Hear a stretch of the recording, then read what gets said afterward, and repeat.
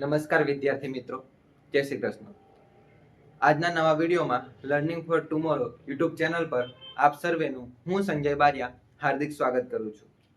આજના નવા વિડીયોમાં આપણે જે 8 નિયમો વિશે અભ્યાસ કરી ગયા છે તેમાં તેના સંક્ષિપ્ત રૂપો કયા છે તે સમજવાનો પ્રયત્ન કરીએ અને જે નિયમો આપ્યા છે 8 નિયમો આપણને ચોપડીમાં આપ્યા છે તેને આપણે સંક્ષિપ્તમાં કયા નામે ઓળખીએ તે સમજવાનો પ્રયત્ન કરીએ અને તેનું રૂપ કેવા પ્રકારનું છે એ જોઈએ. સાથે તેના એક્ઝામ્પલ્સ જોતા જઈશું જેથી કરીને તમને સરળ રીતે સમજૂતી પડી જાય.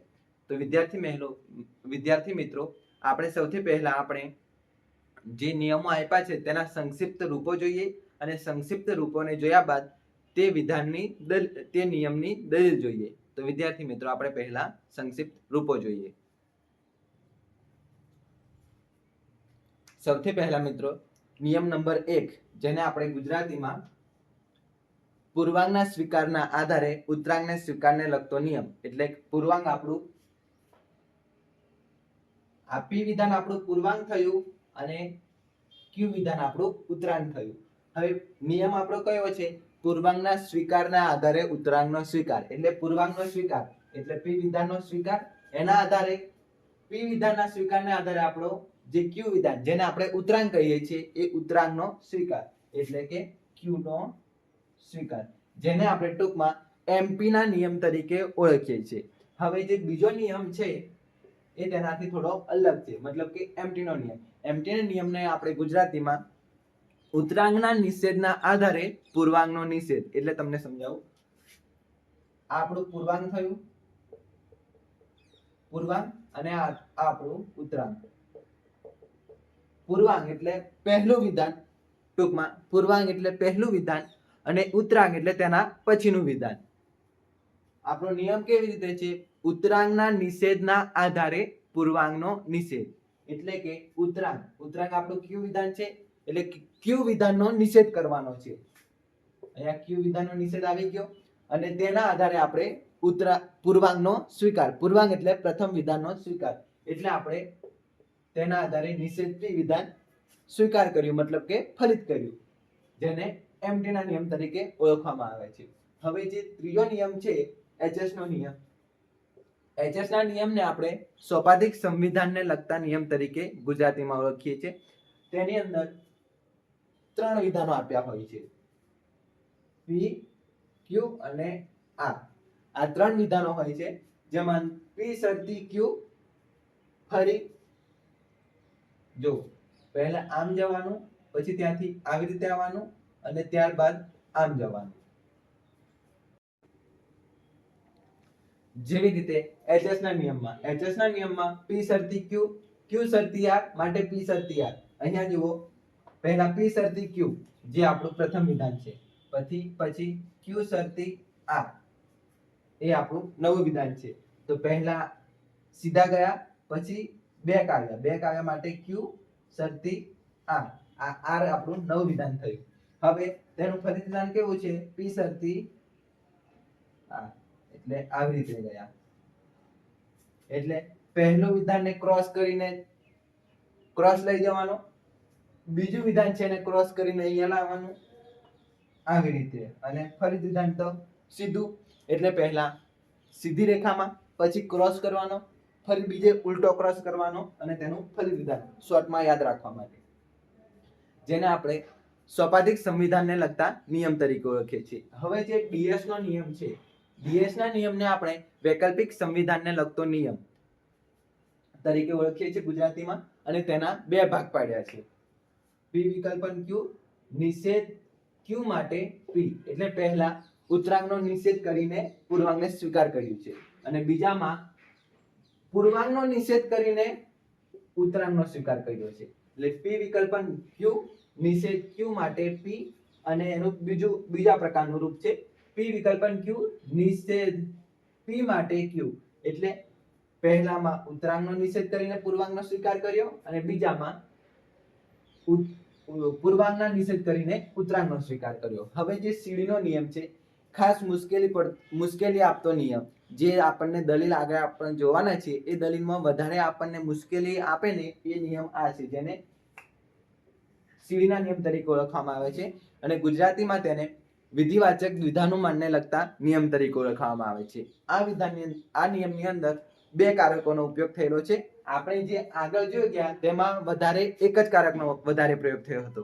હવેના જે નિયમો આવે છે, જે સીડીનો નિયમ છે, સીડીના નિયમની અંદર બે કારકોનો ઉપયોગ થયો છે, શરતી અને વિકલ્પન. આ બંને કારકોનો ઉપયોગ થયો છે એટલા માટે તમને મુશ્કેલી આપશે.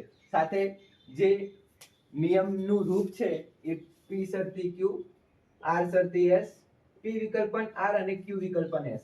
અહીંયા ચાર વિધાનો છે. કયા કયા? પી, ક્યુ, આર અને એસ. ચાર વિધાનો થયા. ટૂંકમાં એવી રીતે યાદ રાખવાનું, ચાર ભાગ પડે છે, પી શરતી ક્યુ, આર શરતી એસ, પી વિકલ્પન આર, ક્યુ વિકલ્પન આર. ચાર વિધાનો પડે છે એટલે ચાર વિધાનો થયા. તો ચાર જાણ કે એના આપેલા છે વિધાનપરક અચળો પી, ક્યુ, આર ને એસ. એ ચાર વિધાનપરક અચળો આપેલા છે. સાથે જ હવે એને ટૂંકમાં સમજવાનો પ્રયત્ન કરીએ. પી શરતી ક્યુ, આર શરતી એસ. આ નવું વિધાન આવ્યું પહેલા. પી શરતી ક્યુ, આર શરતી એસ, નવું વિધાન આવ્યું. હવે જે પી વિકલ્પન આર એટલે પહેલા જે આ સાઈડનો મતલબ કે આ ભાગને પ્રથમ લઈ લેવાનો અને વિકલ્પનના કારક દ્વારા તેને જોડી દેવાનો. એટલે પી વિકલ્પન આર અને ત્યારબાદ ફરીથી એની બાજુનો ભાગ મતલબ કે ક્યુ વિકલ્પન એસ, જે આપણું ફરી વિધાન છે, તેને લઈ લેવાનું.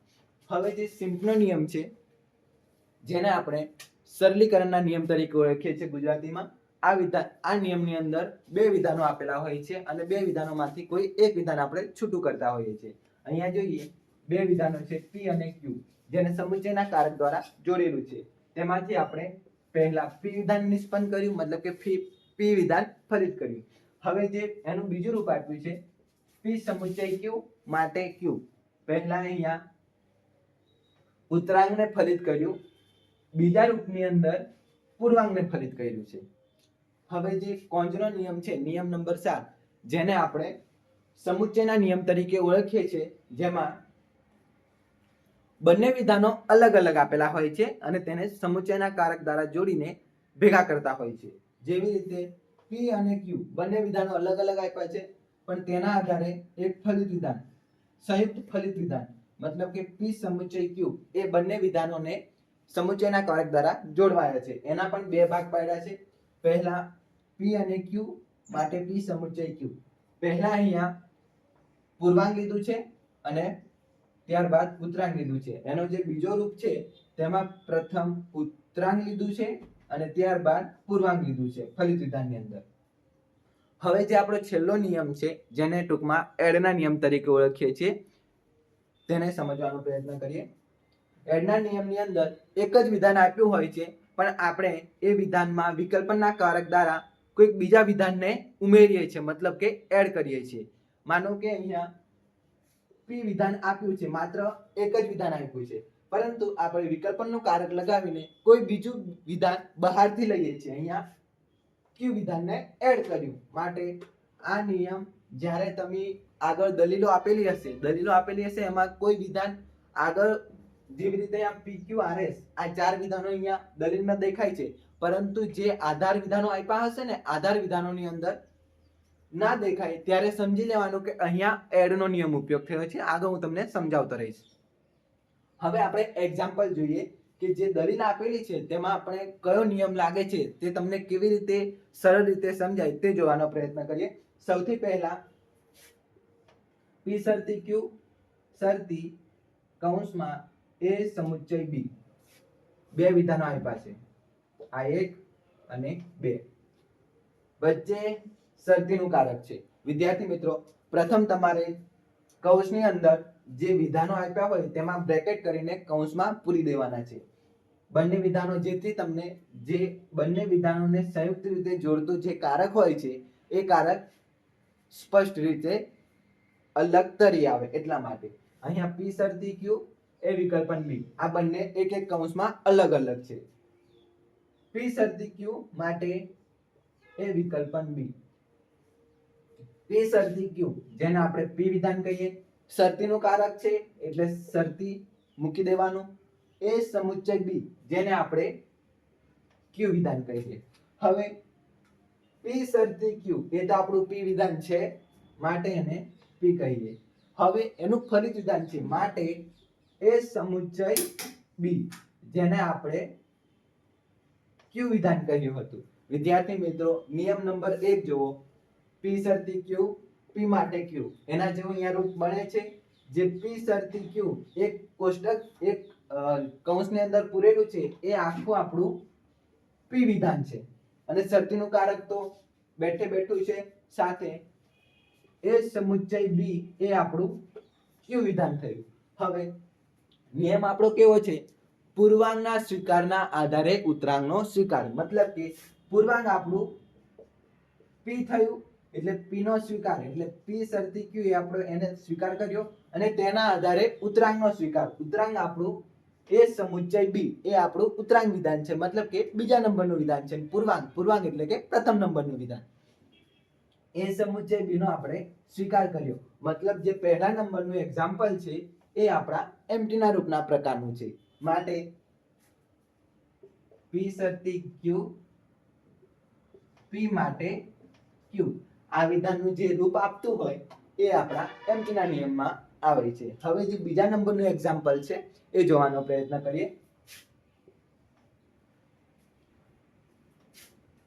એ વિકલ્પન બી કૌંસ પૂરો શરતી કૌંસમાં પી શરતી ક્યુ કૌંસ પૂરો. અહીંયા બે વિધાન આપ્યા છે 1 2. ક્યુ પી શરતી ક્યુ એ આપણું 3 અને 4. હવે ધ્યાન આપજો આ આપણું ફરી વિધાન છે. સૌથી પહેલા શું કીધું છે? એ વિકલ્પન બી એ તો એક સંયુક્ત વિધાન છે જેને આપણે બ્રેકેટમાં પૂર્યો છે. શરતીનું કારક લાગી છે સાથે પી શરતી ક્યુ એ બીજું વિધાન છે એને પણ બ્રેકેટમાં પૂર્યો છે. હવે પી શરતી ક્યુ એ વિધાન લઈ એને પણ બ્રેકેટ કર્યો છે અને જે સમુચ્ચય કે એ એક નવું વિધાન આવ્યું છે અને ત્યારબાદ ફરી વિધાનની અંદર એ વિકલ્પન બી જે સમુચ્ચય કે. હવે જેવી રીતે આપણે એમપીના એક્ઝામ્પલમાં આપણે જોયું એવી રીતે અહીંયા જોઈએ. એ વિકલ્પન બી જેને આપણે પી નામ આપ્યું. શરતીનું કારક છે માટે શરતી. પી શરતી ક્યુ જેને આપણે ક્યુ વિધાન તરીકે ઓળખીએ. હવે પી શરતી ક્યુ એ તો અહીંયા આપેલું જ છે જેને આપણે ક્યુ વિધાન કહ્યું હતું અને જે સમુચ્ચય કે એ તો આપેલું ઉપરના કોઈ વિધાનોમાં આપેલું નથી માટે જે સમુચ્ચય કે એ આપણું એક નવું વિધાન થયું. હવે નિયમ આપણો આગળ તમને ખબર પડી જશે.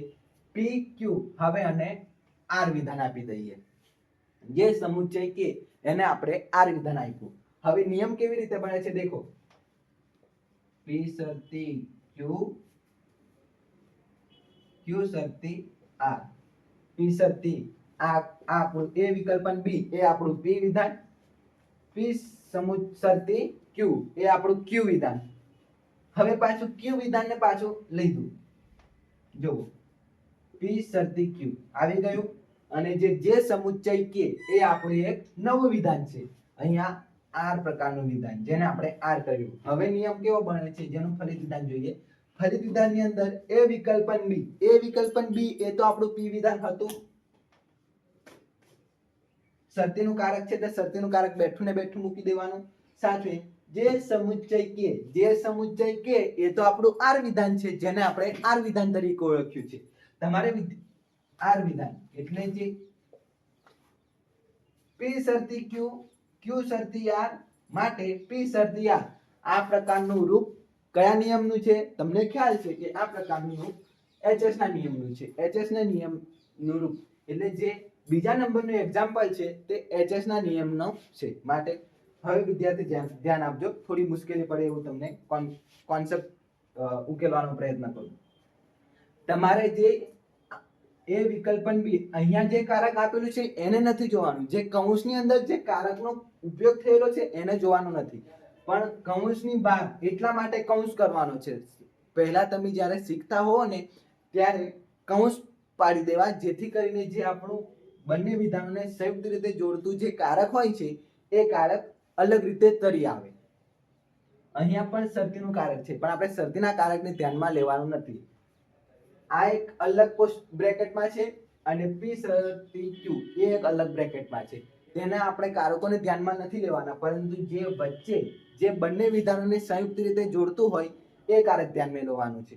જો તમે આ વિકલ્પનના કારકને ધ્યાનમાં લેશો ને તો તમે માત્ર a અને b એ બે વિધાનોને અલગ અલગ કરી શકો છો, પણ જે શરતીના કારકને ધ્યાનમાં લેશો એ વિકલ્પન b એ વિધાન અલગ તરી આવશે અને p શરતી q એ વિધાન અલગ તરી આવશે, જેથી કરીને જે શરતીનું કારક લાગ્યું છે એ આપણને સ્પષ્ટ રીતે અલગ તરી આવશે. અહીંયા પણ એવી જ રીતે જોવાનું છે. અહીંયા પણ એટલે પ્રથમ જ્યારે તમે શીખતા હો ત્યારે અલગ અલગ કૌંસ પાડીને વિધાનોને છૂટા પાડી દેવા, જેથી કરી જે બંને વિધાનોને સંયુક્ત રીતે જોડતું કારક હોય છે તે તમને અલગ રીતે તરી આવે અને કારકને આધારે તમારો નિયમ નક્કી થશે. એ તમારે ખાસ ધ્યાન રાખવાનું છે. તો વિદ્યાર્થી મિત્રો, હવે પછીના નેક્સ્ટ વિડીયોમાં આપણે મળીશું, જેમાં આપણે આગળ બીજા એક્ઝામ્પલ વિશે ચર્ચા કરીશું અને નિયમોને કેવી રીતે સરળ રીતે સમજી શકાય એ જોવાનો પ્રયત્ન કરીશું. Thank you.